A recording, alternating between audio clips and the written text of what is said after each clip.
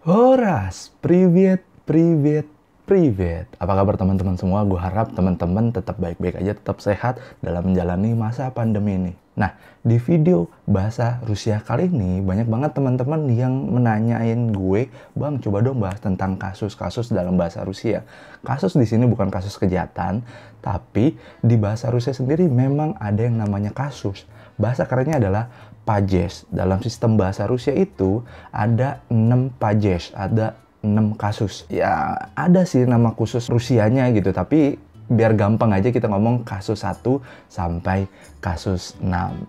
Oke, sebelum gue mulai videonya, buat teman-teman yang belum subscribe channel ini, langsung ada subscribe channel ini dan bunyikan loncengnya karena itu gratis, dan agar teman-teman tidak ketinggalan video keren lainnya tentang bahasa Rusia.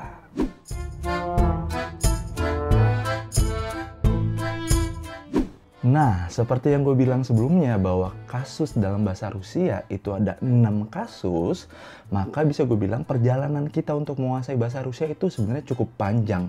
Oleh karena itu, untuk pembahasan kasus aja, gue memilih untuk ngebahas kasus 4, yaitu kasus akusatif.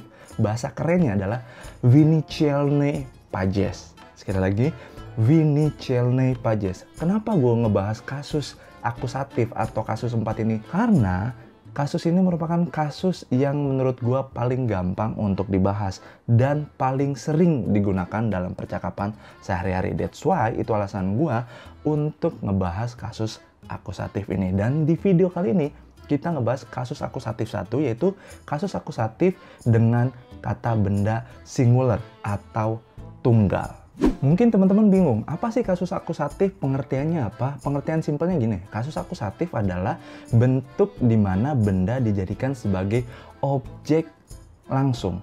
Jadi ada perubahan, namanya juga bahasa Rusia. Bahasa Rusia itu pokoknya bentuk kata harus berubah-ubah berdasarkan statusnya dan fungsinya di dalam sebuah kalimat.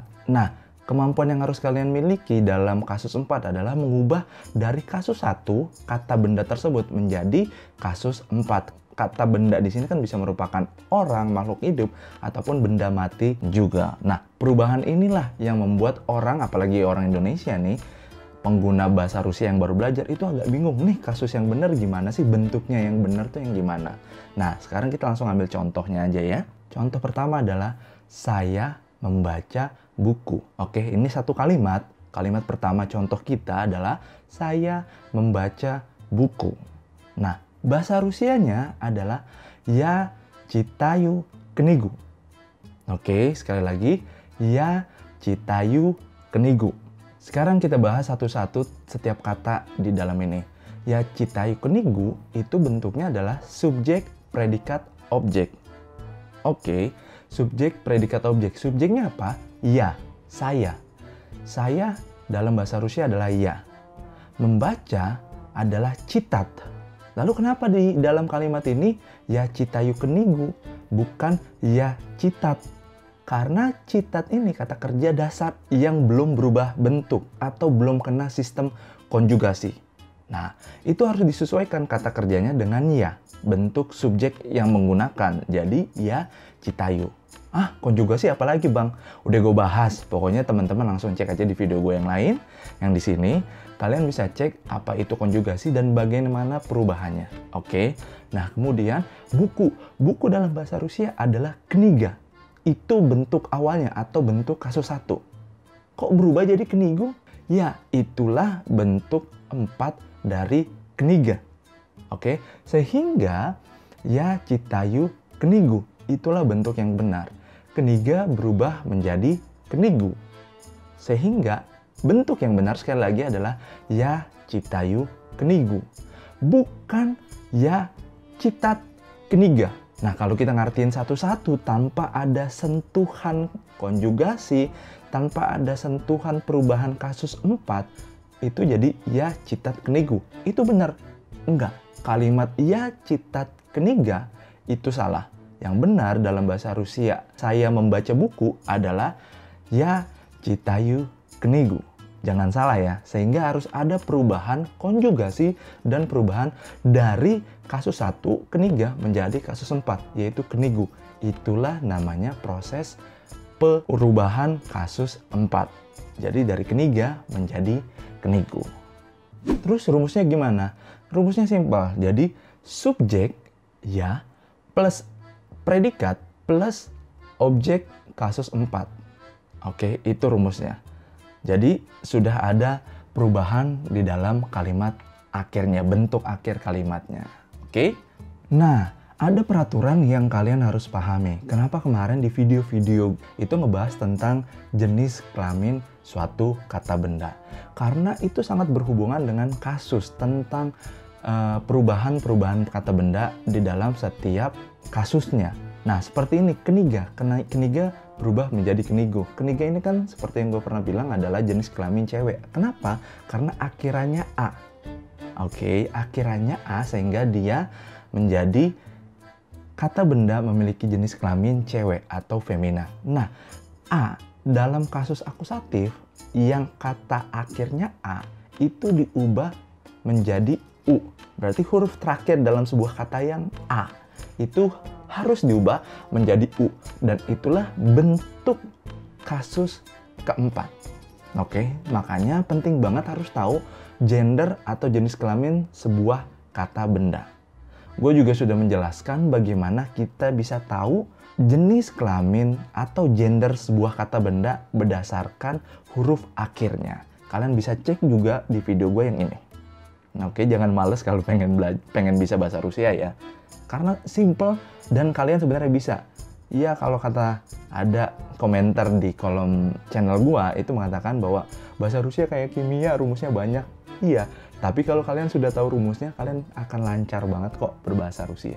Nah, setelah kita tadi membuat contoh kalimat kata benda jenis kelamin cewek, sekarang kita ambil contoh maskulin, kata benda yang berjenis kelamin cowok, yaitu jurnal. Oke, saya membaca majalah. Saya adalah ya, membaca karena subjeknya adalah ya menjadi citayu.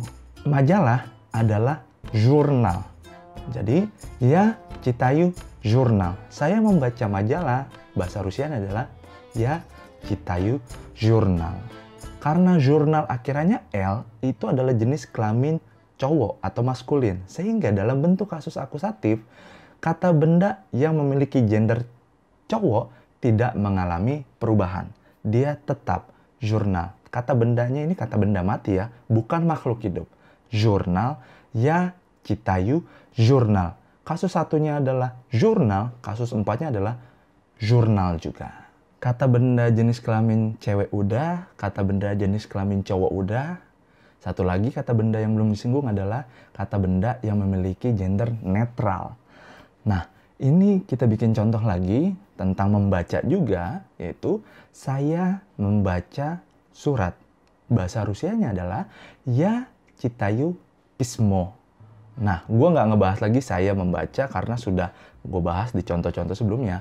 Pismo adalah bahasa Rusia dari surat. Jadi, ya citayu pismo.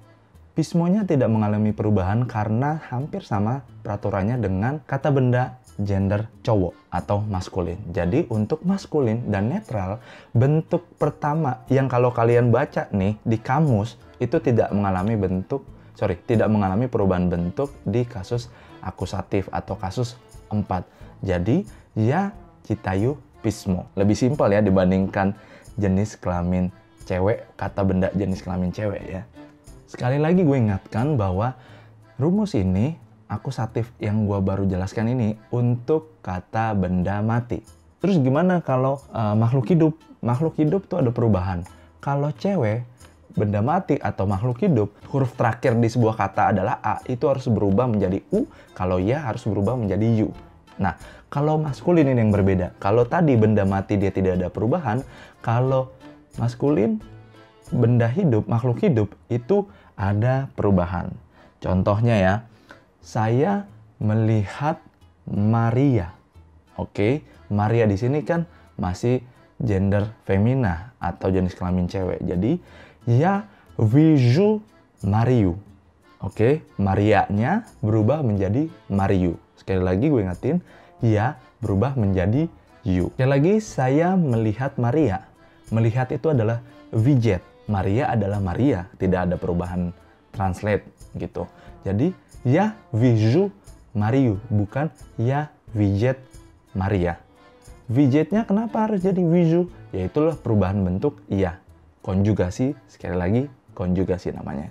Oke, nah sekarang kita contoh untuk bergender cowok. Kita langsung nama-nama orang aja ya. Saya melihat Alexander. Ya, saya melihat Alexander. Ya вижу Alexandra. Perubahannya berarti apa? Dari Alexander kita tambahkan A menjadi Alexandra. Ini adalah peraturan kasus akusatif 4 untuk makhluk hidup bergender cowok. Oke, agak ribet nih. Alexandra, bentuk akusatif dari Alexander. Jadi saya melihat Alexander, bukan ya видит Alexander, tapi ya вижу Alexandra. Ditambahkan A setelah huruf R. Oke, setelah huruf terakhir ditambahkan huruf A.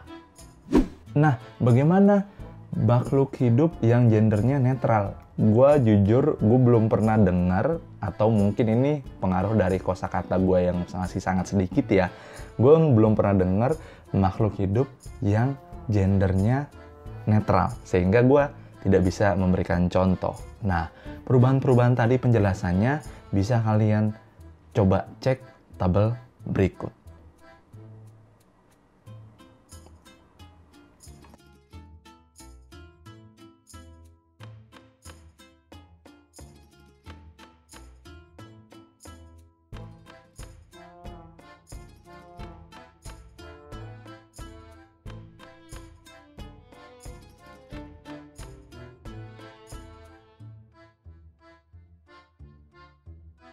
Oke, di akhir video ini gue akan merekap kata-kata baru, kosakata baru yang mungkin teman-teman bisa hafal untuk menambah kosakatanya. Tadi gue sempat mengatakan statia.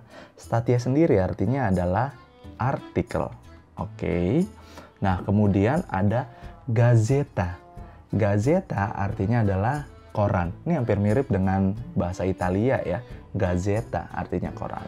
Kemudian futbolka. Futbolka adalah kaos. Kaos yang biasa kita pakai ya.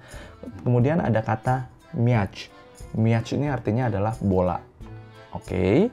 Kemudian televisor. Televisor adalah televisi atau TV.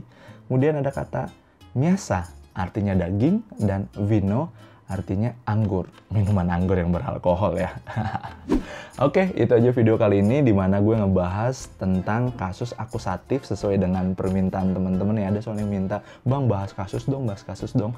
Sebenarnya gue tuh pengen kalian paham dulu untuk dasar-dasarnya karena kasus jujur itu kesulitannya lebih tinggi. Jadi, kalau kalian tidak paham dasarnya, kalian akan bingung sendiri jika membahas yang lebih advance. Gua harap video ini bermanfaat buat teman-teman yang sedang belajar bahasa Rusia, pengen bisa bahasa Rusia.